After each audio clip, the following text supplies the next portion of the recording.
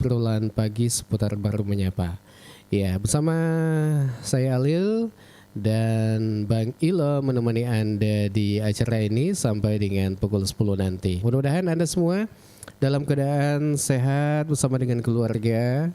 Ya, apalagi mungkin saat ini sedang melaksanakan kegiatan-kegiatan ataupun saat ini lagi sibuk-sibuk bersama dengan teman di kantor. Ya, sambil mengikuti acara kita di Ogi Baru Menyapa di IGA Radio, radionya Saudagar IGA. Saudagar IGA dimanapun Anda berada, seperti biasa saya Alil bersama dengan Bang Ilo menemani Anda. Saat ini Bang Ilo sudah ada di Studio 2. Assalamualaikum Bang Ilo.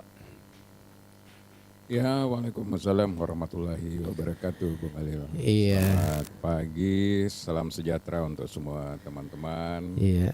Salam sehat, salam demokrasi, dan sukses di tahun 2026, Bung Alil. Dan semoga saja di pagi ini semua dalam keadaan sehat. Ya, dan tetap semangat karena ya kalau tidak semangat ya nanti kegiatan-kegiatan atau pekerjaan tidak semangat juga dikerjakan. Iya, jadi salah satu kunci kalau ingin sukses itu memang selalu semangat, Bung Alil ya. Iya. Bukannya semangat, karena semangat itu kan melahirkan optimisme, Bung Alil. Betul. Jadi kalau kita optimis, selalu berpikir positif, maka tindakan-tindakan kita atau perilaku kita itu juga selalu mengarah ke hal-hal yang lebih positif. baik. Jadi ya optimis sajalah, selalu berpikir positif. Iya. Kalau selalu berpikir negatif, wah itu bahaya juga Ya artinya kalau kita selalu berpikir negatif, maka itu kan mempengaruhi juga mindset kita. Oh iya. Jadi apa yang ada di dalam pikiran kita itu kan selalu mempengaruhi otak sadar dan alam sadar kita.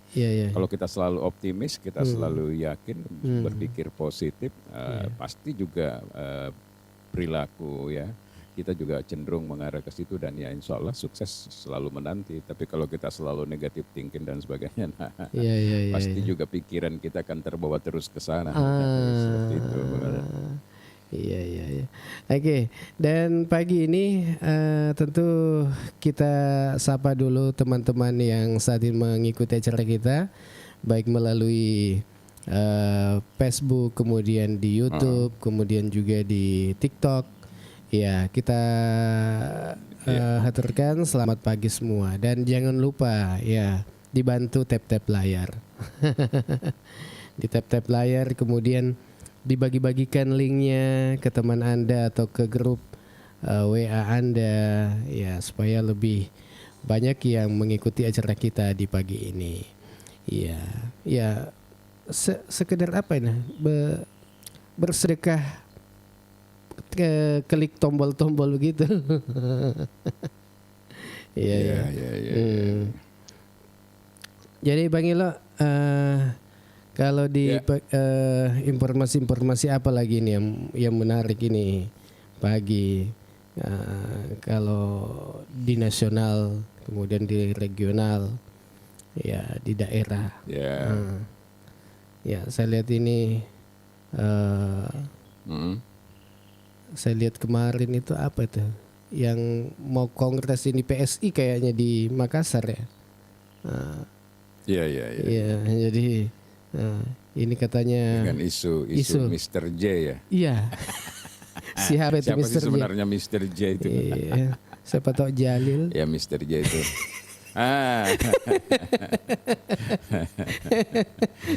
Ya betul. Jadi kalau kita lihat ini Bung Alil, saya dalam beberapa hari ini saya tidak terlalu mengikuti perkembangan yang konstelasi politik nasional ya. Iya. Tapi kalau kita lihat lalu lalang ya yang ada di media-media sosial kita, sepertinya memang yang masih sering dibicarakan ini jadi Aceh, Sumatera dengan dampak kemarin musibah bencana itu sudah mulai pelan-pelan ditinggalkan, dan sekarang orang disibukkan lagi dengan isu yang satu ini, yaitu menyangkut ada keinginan katakanlah partai-partai besar atau partai koalisi pemerintahan yang menginginkan pemilihan kepala daerah nanti langsung oleh DPRD, Bung Alil. Nah, di sini terjadi pro dan kontra, ada yang pro dan kontra. Tapi kita melihat sebenarnya secara keseluruhan belum ada gerakan civil society secara masif ya untuk melakukan perlawanan. Jadi masih sebatas di ruang-ruang podcast dan di pemberitaan-pemberitaan. Jadi secara masif turun ke lapangan dalam bentuk program aksi belum kita lihat. Ya mungkin juga mereka menganggap bahwa ini juga masih lama, Bung Alil. Iya, tapi kalau dibiarkan begitu, wah nanti tambah wah cek dek mani Pak cek dek mani waktu Iya, karena waktu juga terasa juga berlalu. Ini kan kepemimpinan Bupati ini bulan 2 yang akan datang sudah cukup pas 1 tahun, Bung Alil. Betul. Karena mereka dilantikkan kemarin di bulan 2 ya. Jadi pas bulan 2 nanti itu cukup sudah 1 tahun dia, Bung Alil. Pas tanggal sebenarnya 20 bagus juga kayaknya. Nanti di dalam ya. Pas tanggal 20 Februari kayaknya dilantik. Februari. Nah, bagus juga nanti di situ kita melakukan evaluasi semacam refleksi bagaimana pembangunan yang ada di daerah kita ini selama 1 tahun kepemimpinan Bupati dan Wakil Bupati, Bung Alil ya. Iya, betul. Seperti itu. Jadi masyarakat juga bisa menyampaikan bahwa bagaimana menurut Anda bahwa selama sekaligus apa harapannya gitu, apa harapannya karena biasanya di bulan-bulan 3-4 itu kan mulai lagi start pekerjaan-pekerjaan yang pembangunan ya, Bang Alil ya. Ya mungkin ada harapan-harapan ya, kalaupun belum terakomodir di dalam APBD kita ya mungkin di APBD perubahan. Paling tidak ya kita bisa mendengarkan suara-suara masyarakat terkait dengan itu, Bang Alil ya. Oke. Bang Ila, kita ajak ini untuk yang ingin gabung di acara ini silakan. Yang mau mungkin berkomentar terkait apa informasi-informasi yang ingin disampaikan, apalagi ini informasinya yang ada di Kabupaten Baru. Ini mungkin saja ada Anda tahu, kami tidak tahu. Ini bisa kita berbagi informasi. Ya, kalau di Sulsel Bang Ilo untuk apa informasi apa ini lagi? Ya, kalau di Sulsel tentu Bung Alil yang sekarang menjadi pembicaraan juga tidak terlepas dari menggeliatnya kembali isu atau upaya untuk terbukanya kembali provinsi baru ya, Luhuk Raya, Bung Alil ya. Nah itu juga yang menjadi pemberitaan di mana-mana, Bung Alil. Ya kalau berpisah lagi misalnya, kita tidak tahu ya persoalan waktu mungkin ya, tapi kalau berpisah lagi kita dengan Luhuk Raya ini, Bung Alil. Setelah Sulawesi Barat, Luhuk Raya nih habis juga nih sel-sel ini nanti. Gitu. Jadi Luhuk Raya ini sementara lagi banyak dibicarakan ya, baik dalam konteks lokal di sana, teman-teman kita, saudara-saudara kita di Luhuk, maupun di media-media dan di warkop di mana-mana terkait dengan menggelindingnya kembali bagaimana Luhuk Raya ini berdiri sebagai sebuah provinsi baru, Bung Alil. Iya. Tapi ini sebenarnya bukan hal baru ya, jadi hal-hal yang sudah lama sebenarnya, tetapi baru dimunculkan lagi mungkin karena memang dampak daripada efisiensi anggaran secara nasional ini menimbulkan eskalasi yang sangat luas ya, Bung Alil ya. Karena boleh dikata bahwa memang Luhuk Raya ini adalah, katakanlah di Luhuk ini memang ada beberapa potensi tambang di sana yang memberi kontribusi besar juga sih sebenarnya kalau kita berbicara dalam konteks Sulsel ya, Bung Alil ya. Sementara mungkin mereka merasa bahwa kekayaan alam yang ada di sana itu tidak sesuai dengan proporsi yang diinginkan mungkin ya, yang kembali ke daerah sana dalam bentuk pembangunan. Kalau kita ingat di sana itu banyak perusahaan ya, Bung Alil. Ada PT Masmindo yang sekarang mungkin sudah tidak lama lagi beroperasi di Luhuk. Kemudian ada PT Vale Indonesia, Bung Alil ya. Sorako, Inko, Sorako dan sebagainya. Nah, dulu waktu masih bergabung keseluruhan ini, bukan dulu ya, waktu masih Sulawesi Barat juga bergabung, kita tahu bahwa kontribusi tambang-tambang ini terhadap Sulawesi Selatan ya cukup, termasuk mensubsidi sebenarnya dulu di dalam APBD beberapa daerah di Raya itu kencang banget. Saya tidak tahu sekarang ini. Nah kalau itu terpisah kan secara otomatis tidak ada lagi masuk di Sulawesi Selatan. Mereka mengelola sendiri, tinggal mereka berinteraksi dengan pusatnya, seperti itu Bung Alil. Mungkin mereka menganggap bahwa tidak adil pembagiannya. Bagi-bagi. Iya.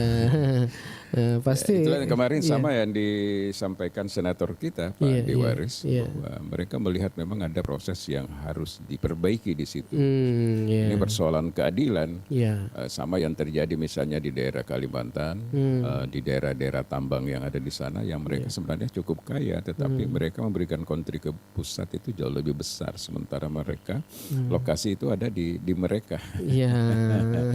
Mereka sangat menderita, mereka ingin juga mensejahterakan masyarakat yang ada di daerahnya, tapi di lain sisi, ya seperti itu keadaannya Bung Alil.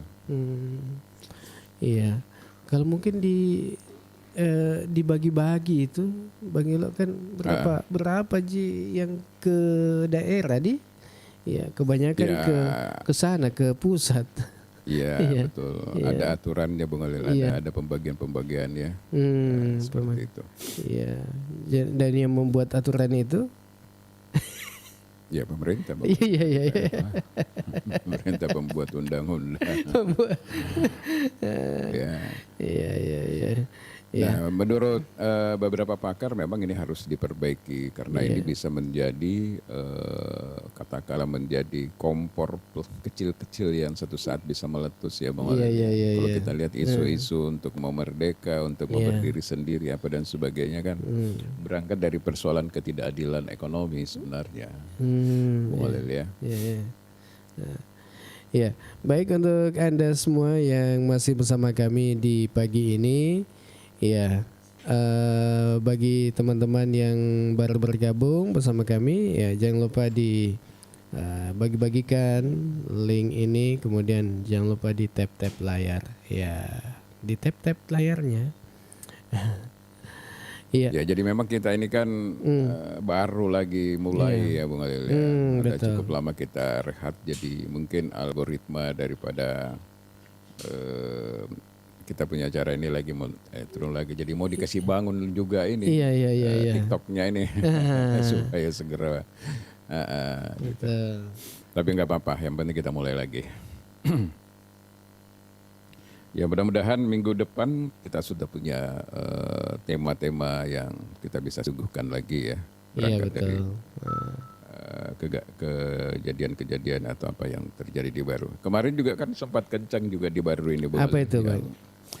Tergantung terkait dengan gangguan Kamtipmas ya Bung Alil, terutama aksi-aksi pencurian itu Bung Alil, yang begitu marak terutama di perumahan, bahkan yang baru-baru terjadi ini di rumah keluarga saya, bukan lagi di perumahan Bung Alil, di jalur 2 itu yang ada markas seluler itu dibobol juga. Jadi, meskipun sudah didapat ya pelakunya di Makassar ya, tetapi menurut saya ini warning juga bagi pihak keamanan kita, pihak kepolisian untuk segera untuk meningkatkan patroli mungkin terutama di malam hari Bung Alil ya. Dan termasuk ternyata ya memang siskamling itu memang sudah perlu diaktifkan lagi.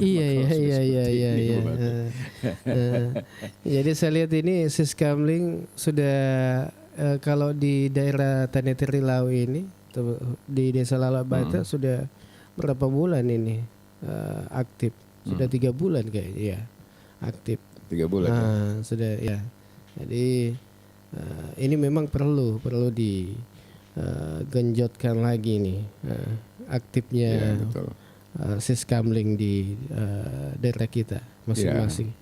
Ya karena cukup lama tidak pernah kita dengar ada lagi kasus-kasus pencurian ya, kasus-kasus 363 itu. Tapi tiba-tiba waduh marak ya. Kita lihat di Racita, beberapa kejadian di Racita, kemudian kejadian yang di Angkringan, kemudian yang terakhir di Seluler itu, dan ini bisa saja kalau tidak diantisipasi. Baru-baru ada lagi katanya di Racita juga, di Racita.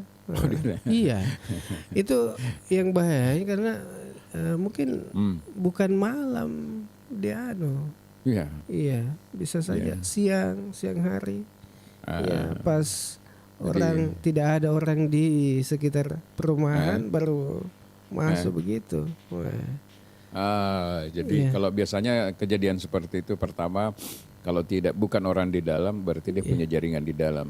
Iya begitu dia sudah pelaku ini ya sudah memahami betul bagaimana situasi yang ada di perumahan tersebut atau rumah yang menjadi target Bung Alil Sehingga menurut saya di perumahan-perumahan seperti dengan Racita dan sebagainya ini memang sudah harusnya memiliki satu pintu gitu loh, maksudnya tidak banyak pintu untuk masuk ya. Dan betul-betul kontrolnya ketat gitu karena tidak tertutup kemungkinan rata-rata penghuni di situ adalah pegawai lah katakan ya yang keluar kerja gitu Bung Alil sampai rumahnya kosong gitu. Nah ini yang perlu diantisipasi ke depan karena sudah banyak kejadian ya Bung Alil. Mudah-mudahan bisa diantisipasi. Ini kan Tipmas perlu diaktifkan kembali nih, utamanya di kota ini, di Kota Baru. Karena mengingat banyak ada kejadian-kejadian ini. Iya. Itu kan alarm sebenarnya buat kita semua ya, termasuk pihak keamanan untuk segera untuk lebih mengantisipasi itu dengan meningkatkan patroli-patroli di malam hari, kemudian melakukan koordinasi atau pembinaan dengan katakanlah security yang ada di perumahan, mereka memberikan training, memberikan pendampingan bagaimana melakukan proses pengetatan bagi keluar masuknya orang, karena memang biasanya perumahan-perumahan seperti itu tidak hanya memiliki satu akses masuk, memang ada pintu satu di depan untuk masuk, tetapi sekelilingnya itu tidak dipagari Bung Alil. Jadi orang bisa lewat sawah, bisa masuk kan. Siapa yang tahu nggak bisa dimonitor. Cuma mungkin pura-pura saja mungkin mereka ada di sawah gitu dan sebagainya. Terus menyelinap masuk kan bisa saja terjadi seperti itu. Maka kesempatan kita engkai kumanik nasetomi atau Pak Galung. Itu menandakan juga bahwa kondisi ekonomi kita memang juga lagi bermasalah Bung Alil, sehingga terkadang orang juga mengambil jalan pintas lah seperti itu. Kemudian yang menarik juga kita bahas nanti secara spesifik tema terkait dengan rencana tahun ini kalau saya tidak salah mau pemilihan kepala desa lagi ya Bung Alil. Tahun ini perkiraan bulan-bulan berapa? Bulan 5, bulan 6 ya, kalau tidak salah. Jadi ada beberapa desa itu. Ada 12 desa kayaknya. 12 desa. Bisa disebutkan diantaranya desa apa saja itu yang Bapak melihat? Berarti lagi 6 bulan ya dari sekarang ya? Iya, kalau dari informasi Tanetirilau itu ada 2 di sini, Gersi dengan Pancana. Pancana. Gersi dengan Pancana. Kalau di Kecamatan Baru ini ada Tompo, Desa Tompo sama sebentar saya buka ya. Saya buka dulu. Tompo dengan Siawung. Sebentar. Ini kalau di mulai Malusetasi dulu ya. Kita ke Malusetasi itu Desa Manuba. Desa Manuba. Mas Sultan di sana ya, yang kepala desanya ya. Yang perempuan Manuba ini. Iya, yang perempuan Hasna Sultan. Itu sulit dilawan itu kayaknya tuh di sana. Sulit dilawan. Kemudian di Balusu ada 2. Madelo dengan Binuang. Ini incumbent, incumbent semua ini. Kemudian di Kecamatan Baru Siaung sama Tompo. Siaung sama Tompo. Kalau sudah 6. Kalau di Tanetirilau itu tadi Gersi Pancana, kemudian Tanetiriaja, Desa Lempang, Libureng. 10. Berarti Pujanantingnya 2 juga ya? Iya, Pujananting ini desa Jangan-Jangan dengan desa Bulo-Bulo. Oh, jangan sama. Tiga di Pujananting, Pak. Desa Bacu-Bacu. Iya. Oh, Bacu-Bacu. Iya, seru itu kalau 12 semua. Iya. Pemilihnya tidak banyak, jadi seru itu di sana. Iya. Iya. Ya, kalau pemilihan kepala desa ini, Bang Elo, kalau kita bicarakan ini ya sudah. Apakah identik dengan many? Jadi sekarang ini tidak ada lagi pemilihan yang tidak ada kaitannya dengan money politik ya. Pemilihan RT aja kayak yang seru di Makassar kalau kita dengar itu kan sudah mengeluarkan kos juga. Jadi sepanjang ketika kita duduk ada insentif atau ada gaji, maka orang juga berpikir untuk tidak segan-segan mengeluarkan untuk terpilih ya Bung Alil ya. Apalagi kalau kepala desa, Pujananting contoh misalnya di Pujananting itu kan pemilihnya tidak terlalu banyak, jadi memang calon-calon ini betul-betul kompetitif ya untuk memperebutkan suara pemilih. Jadi mau tidak mau, suka atau tidak suka ya memang harus biasanya kelihatannya ya dalam setiap event pemilihan desa yang saya ikuti tidak bisa terlepas dari, sama saja dengan pemilihan DPR itu. Seru, bahkan nanti di desa lebih seru nanti daripada DPR. Tapi kalau apakah yang calon-calon kepala desa ini melihat itu anggaran yang ada di desa, kenapa sampai mengeluarkan banyak-banyak begitu? Katanya ada yang biasa mengeluarkan sampai 700 juta, ada yang 500. Ada ya sampai 700 juta? Iya, ada. Saya dengar-dengar informasi. Yang jelas kalau sudah mengeluarkan yang jelas kalau sudah mengeluarkan seperti itu, kalau nggak korup itu nggak kembali. Itu bisa bilang boleh. Maka penalisu tuh apalagi kalau nilai begitu Tapi terlepas sebenarnya dari itu Bung Alil ya, kita ingin memberikan edukasi kepada masyarakat agar mereka lebih selektif lah nanti memilih kepala desa Bung Alil. Karena desa ini kan kita anggap salah satu tokoh sentral yang memang menjadi penentu juga ya, menjadi instrumen penting di dalam memajukan desa. Kalau mereka tidak punya skill, tidak punya kemampuan, kompetensi, hanya modal duit saja, waduh kasihan juga desa, apalagi mengeluarkan uang yang begitu banyak ya, Bung Alil ya.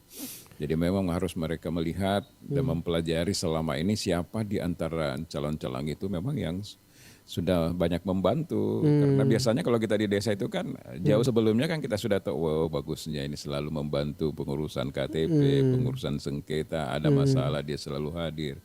Kadang membawa juga misalnya mitra-mitra untuk di desa untuk memajukan desa. Ya lihatlah yang seperti itu. Karena kalau hanya sekedar ketokohan saja atau sekedar finansial saja, kasihan, tidak bisa membangun apa-apa dan tidak ada bermanfaat. Apalagi jabatan kepala desa itu bukan hanya 5 tahun, lama. 8 tahun. Lama kan baru diganti lagi Bung. 8 tahun.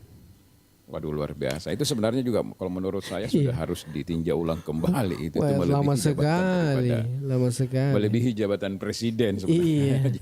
Presiden, gubernur, kepala daerah cuma 5 tahun, masa kepala desanya sampai 8 tahun. 8 tahun. Iya. Yang berkurang itu periodenya Bang Elo. Biasanya kan beberapa tahun lalu sebelum itu bisa sampai 3 periode, tapi kali ini dibatasi sampai 2 periode saja. Iya. Tapi kali 8 tahun. Coba kalau di 2 periode mereka berarti 16 tahun Bung. Iya, 16 tahun. Mega di matu dek nan oleh palet tuh. Malu Pak. Jadi Mega matu ke depannya nanti ini kalau saya lihat ini akan banyak PLT. Kalau modelnya seperti itu Bung Alil ya. Iya. Karena tidak tertutup kemungkinan banyak orang yang sudah agak-agak tua berumur maju dan terpilih Bung Alil. Coba bayangkan kalau dia mau maju 2 periode. 2 periode ya. Ini nanti kita akan bicarakan bagaimana sebaiknya masyarakat seperti apa memilih kriteria-kriteria calon pemimpin kepala desa, Bung Alil. Agar desa itu betul-betul bisa berkembang ya. Kita berikan edukasi. Nanti kita akan bahas lalu mungkin kita bisa menghadirkan nanti dari BPMD ya. Seperti apa persiapan yang hari ini sudah mulai dilakukan. Karena saya dengar tahapannya sudah mulai dari sekarang ya Bung Alil ya. Iya. Hari apa ini? Hari Rabu besok itu ada kegiatan bimbingan teknis ini kepada BPD. Kepada BPD untuk dalam rangka ini persiapan penyelenggaraan pemilihan kepala desa serentak di 12 desa tahun 2026. Jadi sudah ada persiapan, kemudian kalau tidak salah kemarin juga ada sosialisasi ini perda terkait dengan pemilihan kepala desa, Bang Ilo. Oh gitu ya. Jadi kemarin sudah dimulai, saya lihat ada diundang semua kepala desa, kemudian sekretaris desa, ada juga BPD.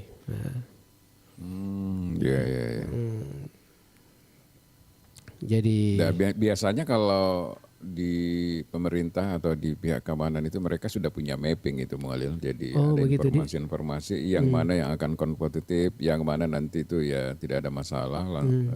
Katakanlah seperti itu nanti dia sudah tahu. Misalnya di daerah A ini ada beberapa calon yang sudah mulai muncul namanya. Yang saya dengar-dengar itu kayak Siawang itu ya cukup dinamis juga di sana karena ada beberapa calon yang ingin maju kan. Iya. Jadi agak seru juga. Saya tidak tahu kalau di Tompo ini ya apakah juga ada calon lainnya. Mestinya sudah mulai bermunculan sekarang kan seperti itu.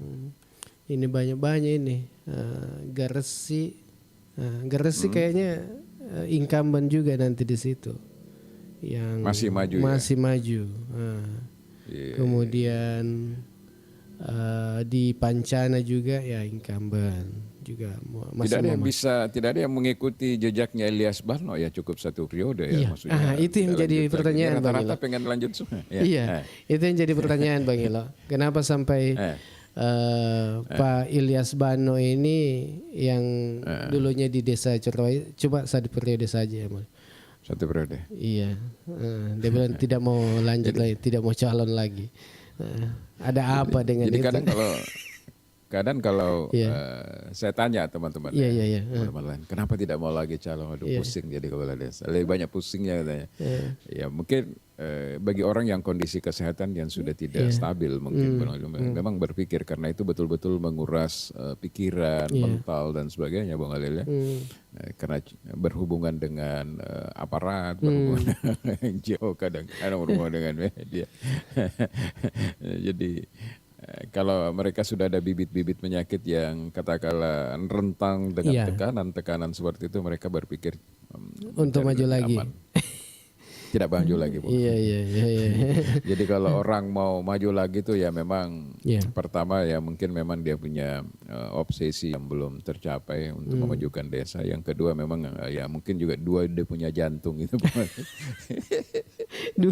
dua dia punya jantung dia. Dua jantungnya. Saya terus terang tidak sanggup ya saya seperti itu. Kadang orang bilang, kenapa mau takut kalau kita baik-baik saja, tidak ada mereka gagal masalah. Agak lama tahu, ya cocok nih. Apa nih siapa itu Pak salah? Nah ada muda gak salah sama gue siapa tuh. Seperti itu. Iya, karena saya ingat itu tuh Bang Ilo kalau itu sedikit saja salahnya Abraham Samad saja itu mantan ketua KPK kalau mau dipikir itu cuma kesalahan di identitas saja. Aduh. Pokoknya nanti mau kerja sama DC target kok labek. Apa nemu cedek mi bawa.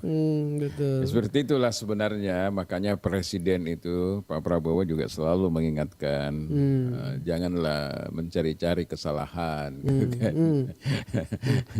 Ya seperti itu kan biasa kita dengar Presiden ketika dia berhadapan dengan dia cara-cara kejaksaan misalnya Bung Alil, dia sampaikan itu bahwa jangan juga lah mencari-cari kesalahan yang tidak ada, mungkin seperti itu. Iya, ada yang tanya ini Bang Ilo. Iya. Agak sih. PT Kons sudah dibuka kah? Ini. Iya. Siapa itu Bang Adel yang bertanya? Siapa nih? Nani. Siapa ya? Nanai. Ya. Jadi kalau kita mau tanya progresnya sekarang, yang saya tahu informasinya itu dari berbagai informasi bahwa sekarang proses AMDAL ya Bung Alil ya. AMDALnya masih pengurusan AMDAL. Jadi memang AMDAL ini cukup lama juga diurus, namun biasa tidak seperti yang kita bayangkan, masih ada juga kendala-kendala yang dihadapi oleh pihak yang melakukan tanggung jawab ini untuk mengurus AMDAL.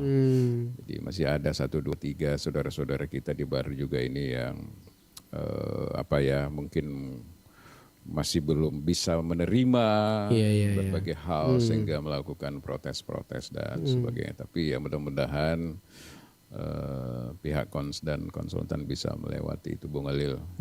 Seperti itu ya. Karena yang namanya juga seperti ini kan memang tidak ada yang mulus-mulus 100%, pasti ada-ada saja Bung Alil. Nah, jadi seperti itu lagi kejadiannya, ada hambatan kecil, tapi ya mudah-mudahan itu bisa dilewati lah. Hambatan seperti kecil, itu. Ada hambatan lagi. Iya, tetap ada Bung Alil. Seperti itu. Yang kecil bagaimana kan itu Bang Ilo? Ada juga yang ingin melihat daerah kita ini betul-betul maju, tapi masih ada juga mungkin juga sama-sama punya keinginan untuk melihat daerah kita maju, tetapi mereka sedikit agak Bung Alil ya, ingin semuanya itu betul-betul perfect ya. Seperti itu. Karena saya dengar-dengar. Cuma saya kalau kenapa itu Bung Alil? Iya, dia bilang ada tong yang beda cegal kah apakah?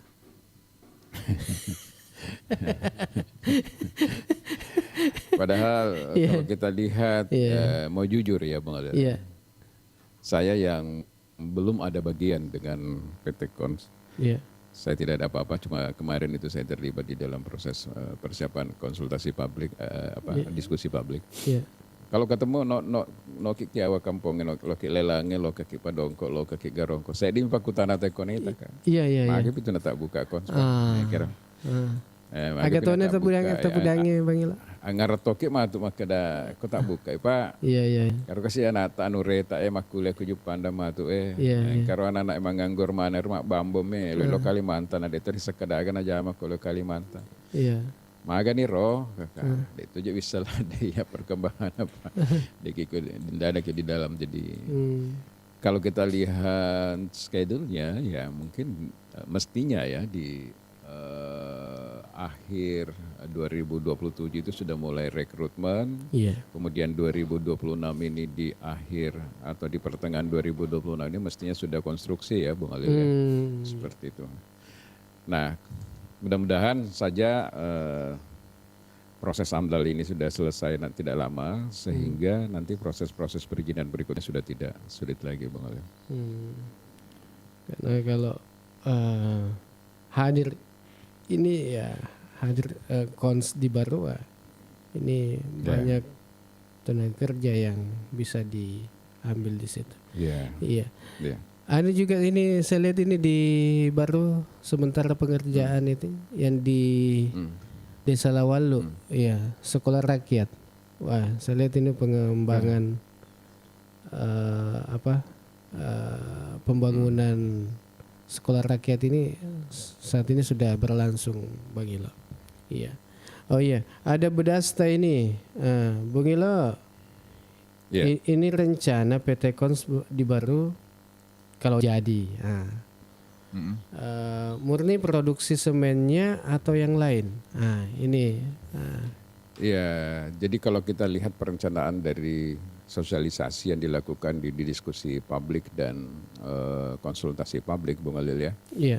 Jelas PT Manajemen Kons itu menyampaikan bahwa yang ingin dibangun sekarang ini adalah pabrik kanton semen. Jadi pabrik kemasan ya, kanton semen dan packing plank semen. Ya, packingnya. Jadi packing plank itu artinya bahan curah semen itu diangkut melalui kapal laut dari Bolong Mongondo di pabriknya yang ada di sana yang sudah diproduksi, dibawa ke Baru melalui pelabuhan dan dia nanti akan membuat pelabuhan sendiri, bikin pelabuhan sendiri lalu di packing di tempat itu Bung Alil ya, lalu didistribusi masuk ke pasar-pasar yang ada di Sulawesi dan mungkin juga di daerah-daerah lain seperti itu Bung Alil. Informasinya terkait dengan rencana dan kalau kita dengar dari penjelasan Mr. Tony kemarin dengan Mr. Oyang waktu di UTEPA itu jelas dia mengatakan bahwa untuk tenaga kerja packing plank memang tidak banyak. Itu maksimal mungkin ya 30 sampai 35 orang. Tetapi untuk kanton semen itu bisa sampai dengan 500 di fase awal dan selanjutnya lagi di fase berikutnya kan proses rekrutmen lagi Bang Ali seperti itu. Jadi kantongnya ini diproduksi dibikin di sini Iya, jadi dia semacam pabrik besar yang memproduksi itu Bang Ali. Iya. Kanton semen. Jadi seluruh kanton semen nanti yang dibutuhkan yang ada di Papua, yang ada di Kalimantan, yang ada di mungkin di Manado ya, Bung Adil ya, itu dikirim ke sana. Jadi mereka memproduksi sendiri. Iya. Kayaknya ini ada Bedasta bergabung ini. Kita sapa dulu. Assalamualaikum. Waalaikumsalam. Wah, rame kayaknya nih. Di mana kini?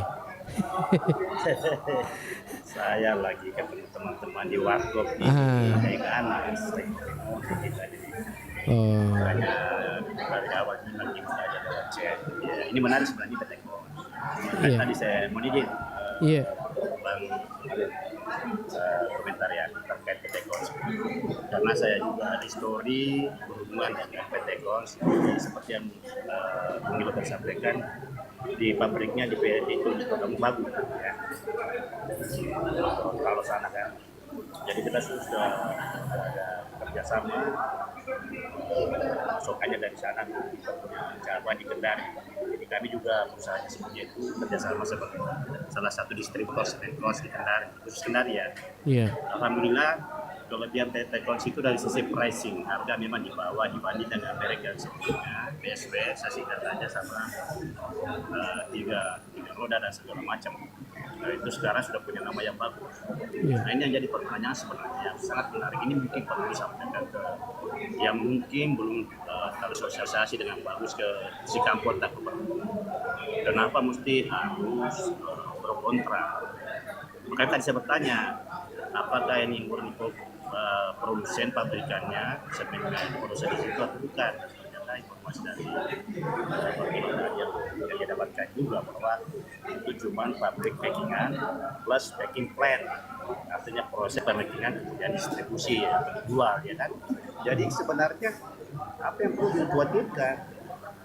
Iya kan, kecuali ini memang ya, jadi masalah itu kalau di situ memang benar-benar murni prosesnya, packingannya, pendistribusiannya, perdagangannya itu kadang-kadang memang agak alot. Jadi ini memang sikap kota yang perlu mungkin diedukasi lah secara orang baru, iya kan. Akhirnya inilah yang membuat kita tidak maju-maju. Masa Bapak berikan ya buat Pak buku nih permasalahkan sih. Kumpul biar bahan baku nih buku koron EP Bali permasalahkan sih. Jadi bagaimana caranya kasih anak dan anak baru mak jama magati kumakutu ya kan. Ini yang perlu disampaikan. Beda kalau di situ proses penghancuran batu gunung, peletusan, nah itu memang membutuhkan analisis AMDAL yang memang harus detail. Dan itu seperti Pak tadi bilang itu panjang itu bertahun-tahun bisa baru keluar itu. Karena kita ada pengalaman waktu kita bikin pakai sorteng di Bandung itu lama itu kita sampai dipanggil ke DPRD, ya kan hiring apa segala macam, ngiri sedikit lagi masalahkan. Nah ini yang perlu sebenarnya. Jadi ini yang menjadi sebenarnya jadi masalah di kita, ya kan. Ternyata cuma proses pembuatan packing, Pak Bukunan apa sih permasalahan ke sih, iya kan?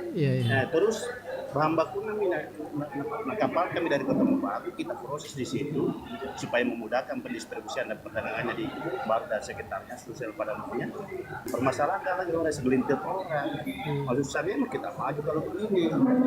Harusnya kita sebagai orang baru bersyukur, sebab ketika ada satu industri yang besar yang masuk selevel PT Pos, insya Allah itu efek dominonya kemana-mana. Pasti ekonomi di situ akan terangkat naik juga. Pak Badut-Badue, Pak Badut Kusai, Kutai, Berhiling, apa segala macam itu akan terparis di situ. Jadi ekonomi akan hidup. Nah kalau di awal saja sebagai orang Bandung kita katuna kontra, apa dia mana ke sih? Dia menjadi besar. Apakah sudah mereka masuk supaya baru juga dikenal, ya kan? Seperti Kota Mobagu. Kan jarang-jarang orang karena rumahnya Kota Mobagu. Kalau kita pernah ke Gorontalo pasti kita baru dengar rumahnya Kota Mobagu kan. Tapi karena ada PT Kos, di sana produksinya, akhirnya itu Kota Mobagu viral itu nama kampung. Nah kalau kita dari Manado itu kan kurang lebih 3,5 jam perjalanan lewat darat itu ke Kota Mobagu. Bola mundo kan? Iya. Nah ini yang penting sebenarnya ya memang yang perlu disampaikan. Tapi ya saya tidak salah menyalahkan sih ya dari sisi pemerintahan. Ini yang penting sosialisasinya menyampaikan ke masyarakat kita.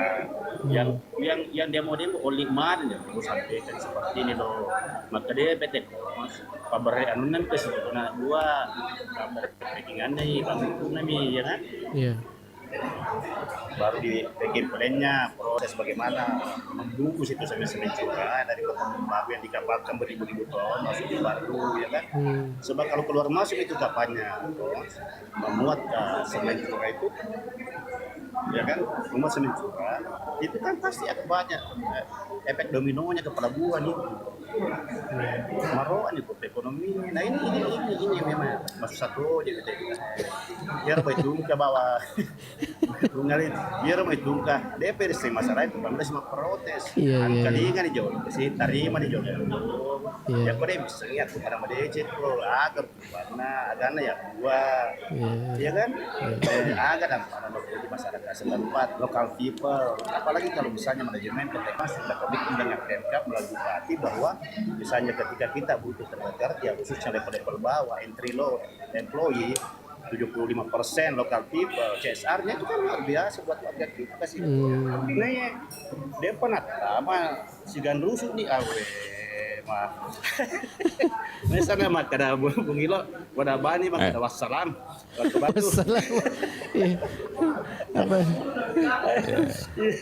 Aduh, jadi itu bukti yang perlu ya di sebentar kan mau saya baru gabung lagi. Ini mungkin sementara dulu belum sama dia. Karena saya lagi di warkop ya kan. Oh iya. Ya lanjut dulu. Sebentar yang lain mau masuk ya. Terima kasih banyak Tuna ya. Iya. Ya, bagi lo ini komentarnya Bang Bedasta ini. Ya, aku makumana mah jero pendapatnya seperti Badas kata tidak ada masalah Bung Ali. Artinya kalau seperti itu semuanya mindsetnya teman-teman maka iklim usaha dan investasi kan kondusif ya Bung Ali. Sehingga daerah kita ini kan dilirik orang mau berinvestasi. Jadi saya katakan di sini bahwa 10 tahun yang lalu persoalan kons itu membuat traumatik ya bagi para investor untuk masuk di daerah ini. Nah, kalau ini tidak ada solusi, tentu orang akan berpikir padahal tidak ada jalan lain bagi daerah kita untuk mensiasati efisiensi anggaran secara nasional ini yang berdampak pada kita, apalagi pendapatan asli daerah kita memang sangat rendah, kecuali ada investasi yang masuk. Jadi kita ini tidak berbicara hanya dalam konteks kons saja, tetapi mungkin investasi lain. Contoh misalnya setelah pemerintah mengeluarkan kebijakan untuk makanan bergizi gratis, kemudian kita lihat BGN itu Bung Alil, banyaknya kebutuhan daripada dapur ini yang mestinya tidak lagi tergantung dari luar. Ya contoh lah misalnya telur, daging ayam, misalnya sayur-sayuran, buah dan sebagainya. Ini kan memungkinkan sebenarnya orang untuk masuk berinvestasi, membuat peternakan besar, membuat perikanan besar dan sebagainya, kan mengalirnya seperti itu. Tapi kalau mereka menganggap bahwa tidak kondusif, karena salah satu pertimbangan investor ketika ingin masuk di daerah bukan hanya persoalan kemudahan, tetapi rasa nyaman, rasa aman dari gangguan-gangguan seperti itu ya Bung Alil ya. Nah, itu yang menjadi pertimbangan. Apa yang disampaikan Badasta tadi bahwa multiplier efek ekonominya besar ketika ada perusahaan itu nyata, itu real itu Bung Alil. Real. Andaikan 10 tahun yang lalu pabrik konvensional itu sudah mulai jalan, pasti suasana daerah kita ini sudah sangat berbeda, Bung Alil ya, seperti itu. Dan ya kita sepakat bahwa mestinya sudah berbeda konteksnya 2018 yang lalu dengan yang sekarang, karena sudah bukan lagi pabrik konvensional, bukan lagi pabrik terintegrasi ya, yang memang kalau pabrik yang seperti itu kan perlu ada pemecahan klinker dan sebagainya ya, debu dan sebagainya terlalu, sehingga memang perlu kajian yang sangat mendalam. Nah ini kan tidak lagi Bung Alif. Kalau pabrik kanton semen itu kan perusahaan gudang tertutup lalu memproduksi, kemudian ya seperti kita lihat di TV itu berjalan dan seperti itu. Kenapa kita mau menghalangi misalnya ini anak-anak kita ini? Kalau kita ini kan sudah berumur di atas 40 tahun, di atas 50 tahun Bung Alif. Tapi ini untuk anak-anak ini Bung Alif. Dan kalau kita mau berbicara tentang lingkungan, banyak sebenarnya yang terjadi di Baru ini justru lepas kita dari pikiran-pikiran kita kalau kita mengatakan bahwa ada dampak lingkungan ya. Kita lihat misalnya bagaimana tambang galian C yang di Malusetasi, tapi kita juga tidak tertarik untuk membahas itu. Kita lagi berbicara tentang sawah misalnya, bagaimana perumahan-perumahan yang ada sekarang ini berada di atas sawah, lahan-lahan hijau ya. Tapi tidak ada juga. Tetapi ketika Kons yang hadir, tiba-tiba kita konsen semua di situ.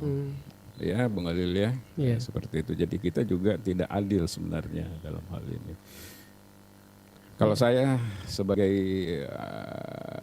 lembaga atau aktivis yang selama ini memang mendorong investasi di Sulawesi Selatan, ya tentu saya menginginkan daerah-daerah ini rame-rame berlomba-lomba lah untuk menghadirkan investasi. Sepanjang, kan ada komanya, kita tidak pernah titik, sepanjang mereka mengikuti semua aturan-aturan yang ada di negara ini, baik domestik maupun asing maupun lokal ya. Seperti itu saja. Iya.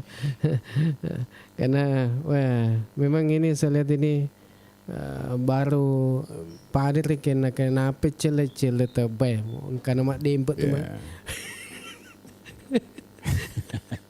Taseleng itu. Taseleng ke kata kenapa ki celeng Karena andaikan ini apa ya? Apapun ya, bukan hanya konsen. Seandainya ada perusahaan-perusahaan lain juga begitu, lalu ada hambatan-hambatan, kan sederhana saja, sepanjang dia belum punya investasi, ya mungkin saja dia cari daerah lain yang kondusif ya. Sama dengan Manado itu bukan yang dilirik awalnya sebenarnya. Kalau kondisi itu melirik dari awal sejak 2000, kita lihat ya 10 tahun yang lalu ya. Sebenarnya dia targetnya itu Maros dengan Baru kan, pabrik konvensional itu. Tetapi karena di sini ada hambatan, Maros juga ada hambatan, akhirnya dia melirik daerah-daerah lain yang juga punya sumber bahan baku yang cukup, katakanlah misalnya Manado, Papua, dan beberapa daerah di Kalimantan, seperti itu Bang Alil ya. Iya, ada komennya nih Om Badasta ini. Knowledge masih kurang sosialisasi kok sebagian oknum masyarakat terkait rencana yang sebenarnya Kons. Ya. Mungkin informasinya juga belum sampai. Kalau sosialisasi saya pikir tahun 10 tahun yang lalu dibandingkan sekarang dengan bagus. Kemarin itu kita bikin diskusi publik, Bung Alil hadir sendiri. Kebetulan saya jadi moderator di situ.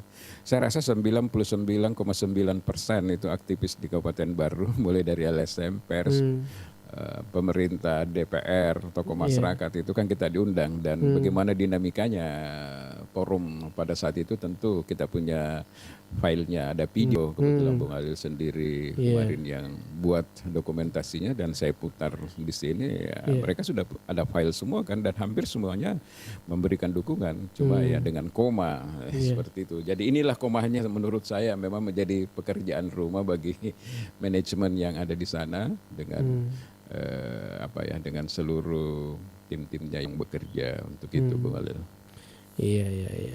Iya, nah semua piro kasih kapan kade, semek kapal no produksi, padahal taniana semek, ini proses diskusi publik kemarin kan menghadirkan seluruh LSM pers itu kurang lebih dari 150 orang, kemudian dilakukan lagi konsultasi publik oleh konsultan yang boleh, kita tidak ada bagian lagi dari situ karena kewenangan manajemen yang menentukan siapa lembaga yang menangani pihak menangani masalah kajian AMDAL ya Bung Halil ya.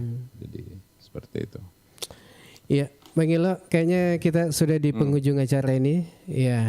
Kita mungkin cukup sampai di sini dulu. Ya, insya Allah kita besok kembali hadir menemani Anda dengan berbagai informasi yang baru.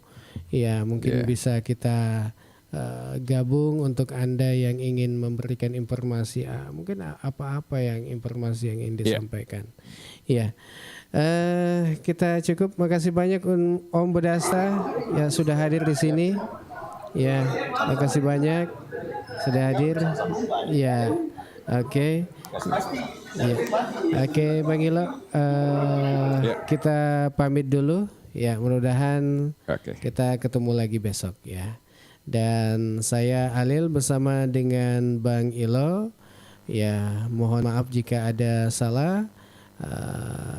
Kami mohon maaf ya. Dan dari Jalan Semangka nomor 95 Abung Ilo Bata. Kemudian Bang Ilo di Jalan Asoka nomor 26. Mohon pamit. Wassalamualaikum warahmatullahi wabarakatuh.